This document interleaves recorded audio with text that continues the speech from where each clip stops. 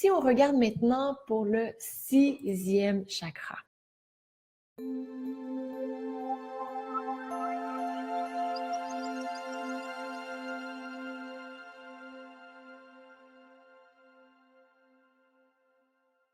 Pour beaucoup d'entre nous, il est déficient. Il se développe alors qu'on est à l'adolescence. Et souvent, lorsqu'on a plein d'imagination, plein d'idées à l'adolescence, on nous empêche d'exprimer qui on est et d'utiliser notre imagination à l'adolescence. On veut plutôt qu'on reste dans le cadre. On nous restreint un petit peu plus. À quel élément de la nature est lié le 6e chakra? C'est la lumière. Donc, notre 6e chakra, situé juste ici, notre 3e œil, c'est lui qui est la lumière qui nous permet de voir quelles sont les caractéristiques du 3e œil, du 6e chakra. On va commencer par le déficient, un manque d'imagination. Donc, vous imaginez là, quelqu'un qui ne voit pas. Avec ce chakra, c'est souvent aussi là où on va réussir à toucher à l'intangible. Juste si on vous demande de raconter une histoire et de créer quelque chose que vous bloquez, si vous faites des visualisations et qu'on vous dit « Visualisez-vous en train de faire du yoga sur la plage, sentez la chaleur ». Si c'est difficile pour vous, c'est un indice que le 3e chakra est peut-être du côté déficient. Quelque chose de vraiment très intéressant avec ce chakra, c'est l'incapacité à voir plusieurs options. On a une façon qu'on fait présentement, une façon dont on fait les choses, mais il y a un nombre infini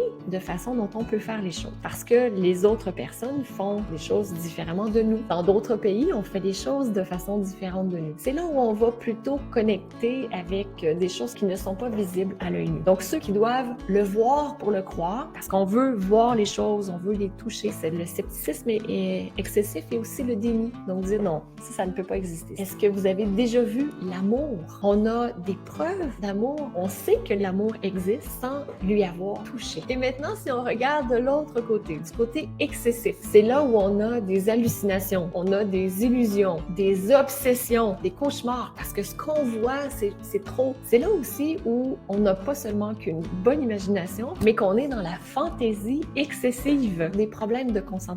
Et si on regarde du côté de l'équilibre, on a une forte intuition, une perspicacité, une imagination créative. On est aussi capable de se rappeler de ses rêves. On a une bonne mémoire parce que c'est lié avec la capacité de réfléchir, de penser. Et aussi, on a une vision globale pour sa vie. On sait où on s'en va. Vous avez aimé cette vidéo? Je vous invite à cliquer sur j'aime et à la partager auprès de vos amis. Abonnez-vous aussi à la chaîne pour recevoir d'autres vidéos inspirantes de Diva Yoga.